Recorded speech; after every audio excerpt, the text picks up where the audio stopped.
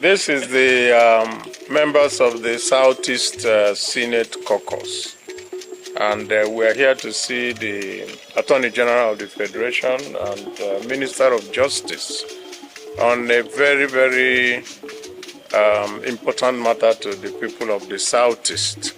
It's the matter concerning Mazi Nnamdi Kanu and the continued legal wranglings concerning his incarceration.